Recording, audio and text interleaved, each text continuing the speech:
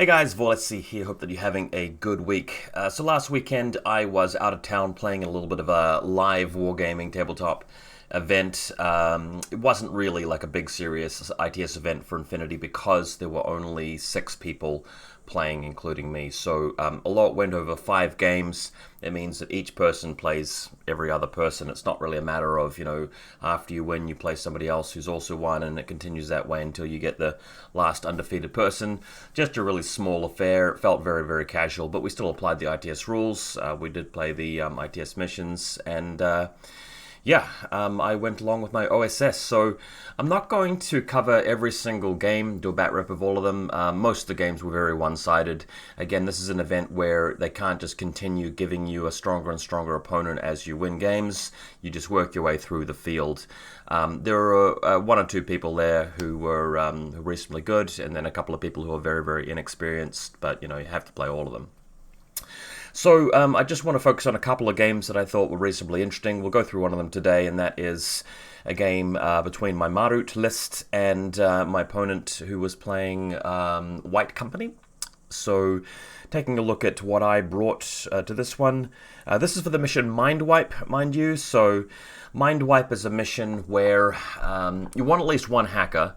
And typically you'd want something that does damage in close combat with anti-material for taking out the objectives. But it's a very difficult mission to actually destroy the servers because they're so well entrenched and so far back into your opponent's deployment zone. We'll talk about that a little bit more during the game. But I have my Marut, and I've really been liking the Marut in terms of, armchair theory for infiNity, because the game, unfortunately, now has these localized decompression zones, which I think are incredibly stupid, but the Marut benefits from them. When you are AOing with your tag, it's always just one burst. Your opponent has to shoot through the saturation zone. That's good for you. Also, it has the total terrain thing, which means that it's actually sped up when it goes through the zone, so that's really, really good. The Marut is very useful against things that may arrow back at you that would normally be a problem, such as, the Avatar. You've got a big gun with armor piercing and damage 16 to chop them down, and you ignore the mimetism. It's also something decent which can tackle like a Kahu or a Varuna, like Kamal Sniper, for example. There are so many different applications for a Marut these days that I'm deciding to play him more and more and more. I don't want to take too long to sort of explain this guy. If you want to know more about my analysis of individual OSS units, I did actually post a OSS Army sectorial breakdown on my YouTube channel recently, so go check that one out. So this Marut is backed up by the usual Netrods and Dakini link team. I always take the sniper and heavy machine gun. Just really good toolbox with those guys. Obviously the Shukra. I was running the Marut for a while without the Shukra, but because it's so easy for you to lose a model, even if it is a tag, you don't really want to be in Lost Lieutenant, so the Shukra there not only gives you the counterintelligence, but the chain of command is another specialist and is a backup if the Marut goes down. Quite good at defending himself with a biometric visor and boarding shotgun. This does usually mean that he can trade quite efficiently with like a FIDE trying to take him out. Group 2, we have the normal sort of stuff here. Obviously you take the Evo bot to buff the Dakinis. And of course you're going to take proxies every single list. In this case the engineer is really critical because it's there to repair not just the Dakinis when they go down to a remote presence, but the Marut more importantly. The hacker out in the midfield, that's going to be pretty essential for Mindwipe, although when you're deploying as the Uber hacker you won't be able to deploy in camo state, which is a bit of a drawback. I do have this Proxy Mark V as well, very useful for deployment zone defense, just all-round general flash pulsing people, and if they just ignore him, he can be pretty threatening on the attack as well. So my opponent is coming along with approximately this White Company list. This is just done from memory. I cannot remember exactly which profiles and which guys were in each group, but we'll just go through it roughly. Hideout Sniper in the Fusilier Link team. This is the way that I like to play White Company as well, so kudos to him for doing something which is pretty solid. The Fusilier hacker there, I mean, when you've got Valeria Gromos in your list, I prefer personally to have Valeria in the bigger group and just to drop the Fusilier hacker. Mech Engineer and Yao Zhao, very important for his Peacemaker and his Bulleteer. That's pretty legit. The Orc Heavy Machine Gun going in a little trio with the Harris team with the Juyak and Valeria. This is something I don't normally do, but I can see why he likes this. The Jujac's really making sure Valeria doesn't get out-hacked by people. That can be very crucial. Valeria, if she's too far back in the big link team, she might not really get the pitches into the right place. By moving her up in the Harris team, you've got the potential just to work your way around corners and get the angles you need to plant the repeaters down. I personally still prefer to keep Valeria in the larger, 5-team core group. And in this player's other list for the event, he did run Valeria in the bigger group. But for this game, he's having the little trio. Again, I like to put the Orc in the bigger group as well, just because you want that HMG to be BS17. That's just the way I prefer it. But I can definitely understand why he'd want the little trio here. Bulletier Spitfire. I think that he had, I'm pretty sure he had an Evo repeater. Maybe I've got the list wrong. Maybe this Fusilier hacker was actually an Evo repeater somehow. Normally assisted fire is pretty good on the Bulletier. But perhaps he didn't have it for this list, perhaps it was there for the other list. Hideout Killer Hacker, not a bad choice, just because if you are going to be committing Valeria to popping down the picture in various places, you're going to want to eliminate their hackers, because this is a technique that allows you the opportunity to do that, and to do that, the Hideout is great for that with, obviously 2 wounds, Whip 13, Killer Hacking Device. It's a shame that he's not part of this group which has the Firewall, but he can still manage without it. Peacemaker, very solid for a repeater in the midfield and Flamer in the midfield. Flash Pulse Spot, of course. The Guilang Mylayer is very good defensively, also can deploy a repeater, which he's kind of going for with his hackers. And Varangian, always very, very solid there. So, onto the game. We have this this map layout here, so I'll just minimize my webcam so we can talk about it. Okay, so this obviously is not a table created by me. It's done by Steve from Hamilton. This is not a bad table at all. One thing that I really like and appreciate is that there's a big sort of tower in the middle which sort of blocks a lot of line of fire. There is a sniper tower in a one table side, but it's got a view down here and over here, so it can see quite a lot. But at least you can go around to this other objective without having to hit that. You may notice that this is Mindwipe, so there's an objective there, objective there, objective there, and over here. These have to be destroyed either in close combat or by using your Uber hacker with the special hacking program. Then, of course, there are these 2 consoles in the center, which you're both trying to go for. As soon as one player's got one of them, the other person has to go for the other one. They can't take it back, which is why going first is actually a pretty good idea in this mission, because you want to, first of all, control the console in the middle that is easiest to get, and then you can set up a lot of arrows on the other one that they're going to have to go for, which is a pretty good strat. So I believe in this game I am indeed going first. We'll talk you through my deployment from right to left. So right-hand side, net rod landing there. This is basic baggage bot over here. Warcore not even standing up at this point. Flash bot at the back, a flash bot at the back, although I had to later actually remove those because they're actually not on the list. Or are they? Hang on. I know there was one game in the tournament where I got partway through the game, and oh no, so for this game I did actually have the flashball spots, but there was one game I played where it was like, the flash spots were there, and then later in the game I realized, oh crap, they aren't actually in the list, so that was embarrassing.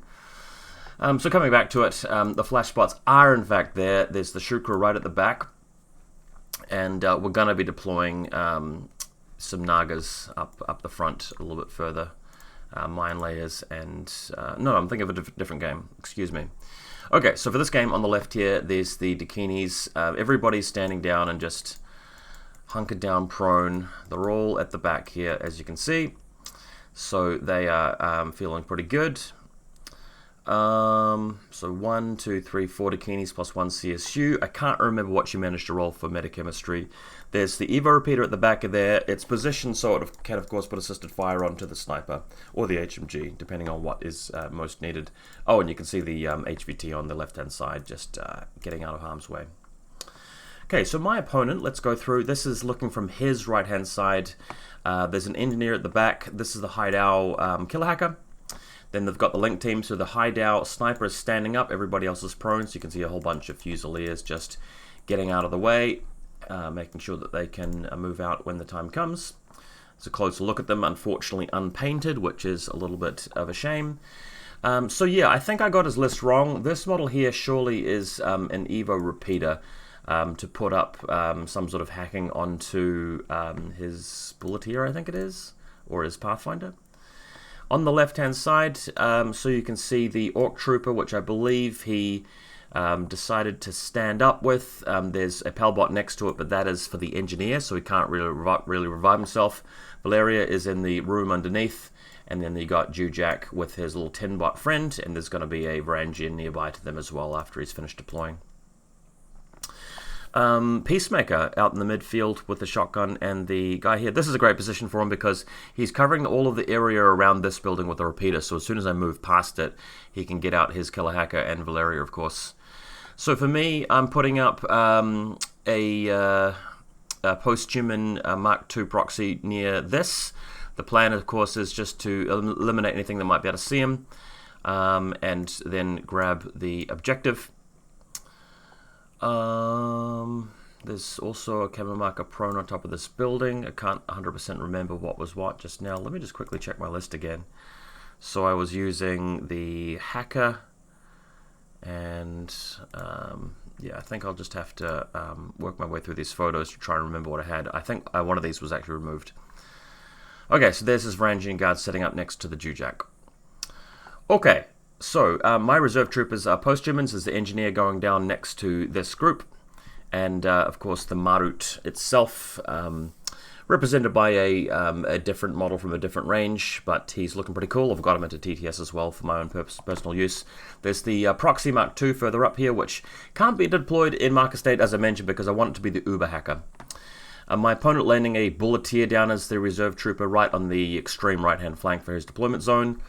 And away we go. So, very first turn, I've unfortunately got to engage in this infiNity business of, you know, first turn vying for control of the open field where you stand up with your best piece and you shoot against their strongest ARO piece. And this has been an infiNity thing from the dawn of time. It characterizes infiNity. It's something I don't actually like about infiNity, but it's a situation where you're not really interacting with your opponent's, you know, cunning and strategy and really good tactics.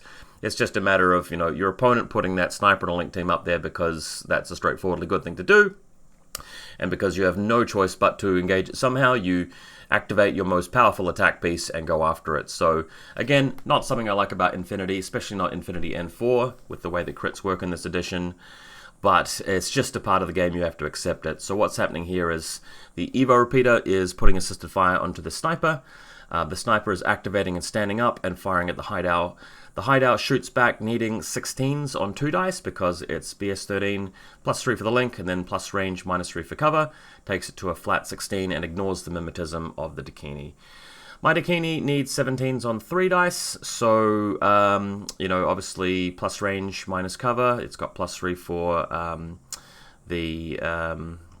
it's got plus 3 for the link team, plus 3 for the range, and it ignores cover because of assisted fire. Now, this can be risky. You can lose the Dakini here, but the point of Dakinis, and one of the things that makes them so good, is that they have remote presence and they drop prone once they go unconscious. So what I'm hoping here is that even if I lose the face-to-face roll, I'm unlikely to take more than 2 wounds altogether, you'd hope.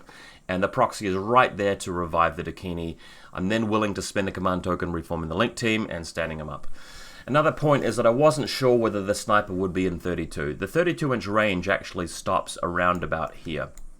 So if this doesn't work out, I'm actually going to switch places with the HMG and have the HMG move across and shoot from this point, because the HMG will be whacking him on 5 dice, even though it'll only be 14s. I could always switch assisted fire to him, but the main point is that I want to get rid of the hideout. So that happens. Initially the hideout tanks the hit. So in the second short skill, the Dakini sniper goes prone and moves away, and the HMG goes prone and moves towards that point of 32 inches. But I can take a parting shot with the sniper as it does that. So obviously, because it's visible under that first short skill, the hideout then shoots me back, and as a result, the sniper finally gets a little bit of luck there and kills the hideout. So things looking really good for me here. Again, this isn't the riskiest thing in the world because of the way the posthuman can repair the Dakini so easily, but it does have to be said that this is an uncomfortable situation. It's always, you know, one of the the kind of lame things about infiNity where you have to just hope that you don't get unlucky. What could have happened is that he could have just, hit me a couple of times with a hideout. I fail 3 saves, the sniper's gone from the board, have to rely on a 4-man link team HMG to try it, and the game just becomes quite tough. I mean, I can move the Marut over as well, but the game starts to go downhill from that position. So luckily that didn't end up being the case. We can then move on to the right-hand side of the field where the Marut just pokes out and it has line of sight to his Orc HMG. So, unluckily for my opponent, the Marut really counters the Orc. Well, it doesn't counter him, just outrolls him hard. It is 4 dice on 15s versus 2 dice on 14s. So the Marut pumping a couple of hits in there, and it is damage 16 with armor piercing. And the Orc Trooper goes unconscious, which is a really big win here for the Marut. But still, my opponent has made the decision to put his heavy infantry unit watching the table. He only has the burst bonus, not the ballistic skill bonus. I have a massive tag that I can deploy in reserve after I see that Orc Trooper, so it is really punishing a play where I'm given an opportunity. So we are able to then move in with the Proxy Mark V with double SMG to come over to this objective here and pick it up. I can also spend another order in Group 1 just shuffling these guys here, knowing that he's lost a hideout and an Orc Trooper. He really only has the bulleteer left. I've decided to spend the order just to spread the link team out here and stand up with both the sniper and the HMG, because now I'm really dominating the open field of the table quite heavily. The tag, moving it further a bit closer here, the plan here is just to step up on this objective here, and this crate, and then vault up and then come back, because once I have the height from the silhouette on top of this container, it can actually shoot over top of that and hit the Jujak. So that is what is done. The Jujak's a little bit luckier than the Orc Trooper because he does tank some of the saves, but is forced to break back and go around cover. So there he is, just scuttling back away behind the corner. The Marut then moving back all the way around here. I don't want to be in a position where Valeria fires a pitcher over there and hacks the tag very, very easily. I want to at least bring the tag further back and keep the tag within range of my repeater as well, because if he did possess the tag turns around to shoot things, I can use my post-German to try and hit my own tag with a total control, which is a way of actually recovering it. Cool. Okay, so that is the end of the Marut's movement. You also have the post-Human Mark V, which has picked up the objective here from the Mindwipe and moved back here. Remember, we said that there was a Peacemaker on top of the building that enabled the repeater to be used for Valeria to actually put targeted state on this guy. Fortunately for me, he does not have a smart missile launcher, but I'm still targeted nonetheless. So what this means is that my opponent can't now go over to this objective and grab it. He's going to have to go for the other objective, which is completely locked down by the Dakini TACBot link team, which is the plan there. I've also managed to reveal which server contains the rogue AI. It is one of the ones, I think it's the one in the middle of the table for him. So, oops, cancel.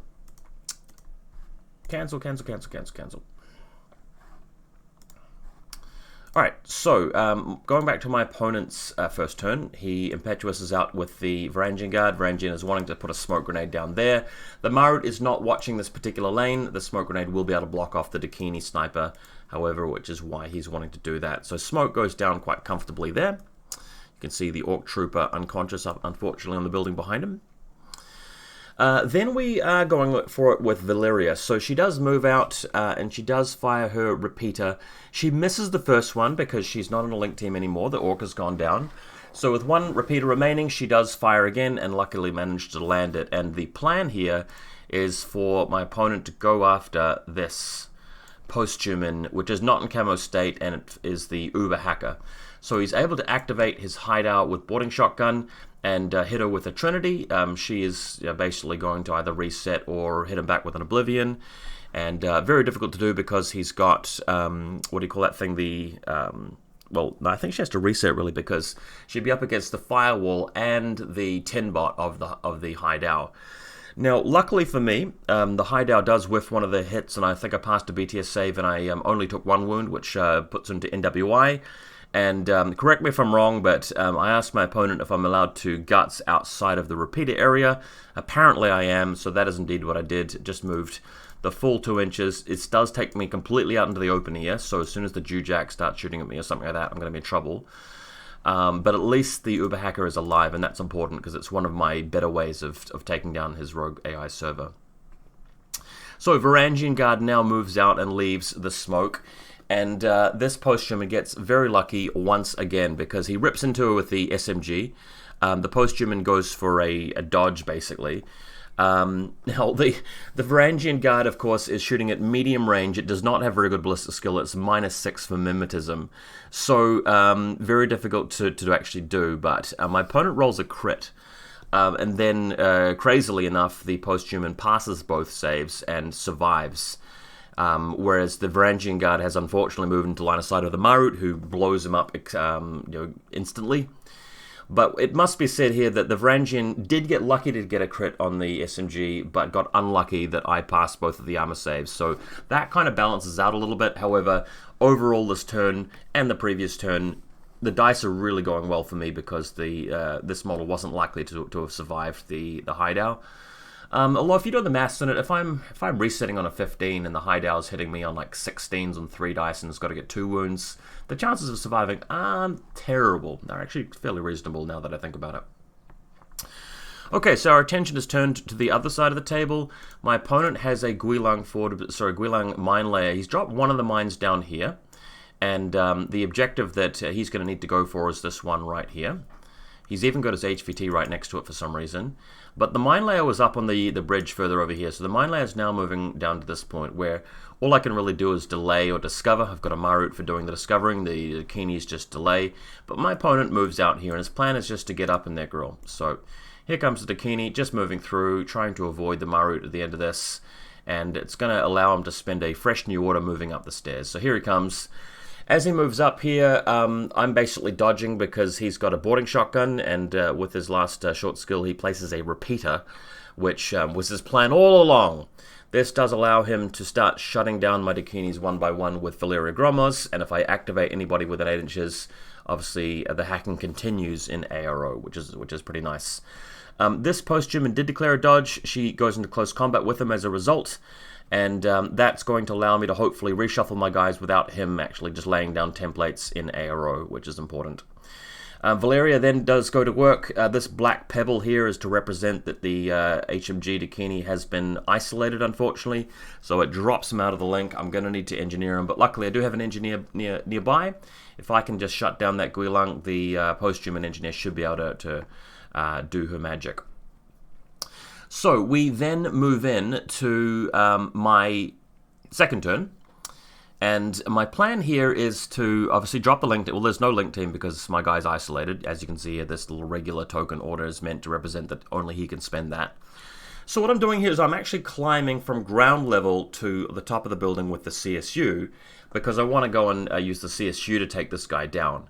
So the first, the climb does actually allow this guy to dodge out of close combat.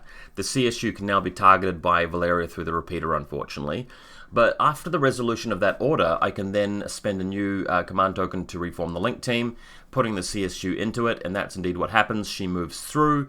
Unfortunately, the Guilang can actually put a template from the shotgun down on both of these two people. I don't mind that because the post-human's got NWI for some crazy reason. But it allows me to drop 3 light shotgun and slug templates into this guy once he does that, which is enough to eliminate him. The CSU does go down from the shotgun, and because the entire link team is involved in this, my opponent can use Valeria to spotlight or oblivion somebody again, so I believe she does pick up another one of the Dakinis. So, what is being shown here is that the post-human, who is wounded by the boarding shotgun blast, has plenty of orders available to her. She goes and moves and brings this guy out of isolated state, does the same for the other Dakini or whatever needs to be done, and the link team is basically operational again. By the way, the CSU that actually died to the boarding shotgun, who actually took out the Guilang, rolled up something like regen and +3 fizz for metachemistry. So at the end of this turn, she's going to be able to pick herself up off the ground. Just won't be in the link team anymore. So my assault hacker, no, it's N3, it's an assault hacker, it's now just a hacker. So she is able to crawl back into a position on the stairs after I remove the repeater. Remember, there was a repeater further out here. What I did earlier in the turn is I used my HMG, who was isolated and only could spend its own irregular order. I used the HMG to destroy the repeater first down the street before reforming the link team and then moving this Uber hacker back into the safety of cover. So that actually worked out quite well. And then, I mean, because we're talking about a turn where I have like 10 or 11 orders available to me with, tactical awareness and the Strategos and everything, the Marut simply picks up position and moves all the way from the right-hand side of the board to the left-hand side of the board and is just camping within the link team. And the idea here is that all of the guns are trained down the street here, where the objective is, so my opponent, if he wants to send a specialist there, he's got to get through the Marut and the sniper and the HMG, and if I can prevent him from even getting that server, then I'll win quite easily. So we also have the shotgun Shukra coming over here as well, just camping out next to this objective so he can start dodging his way towards any enemies there. It's going to be hard for him to remove both the Marut and the Shukra, so I'm not too worried about loss of Lieutenant. And there we go, everybody's set up. The Marut is even in suppression fire over here, which is looking pretty cool. I had so many orders this turn, and it was a very, very efficient turn with Group 2's post-human efforts. I think I may have even moved the post-humans to Group 1 at some point, but the Marut also being quite swift, able to cross the terrain very comfortably. So, my opponent, his counter strategy here is to impersonate with his hideout killer hacker, and that's going to put him into marker state, making it actually quite easy to move over and grab this objective. So he'll only get one chance at it, because as soon as he reveals, I'll shoot him with everything.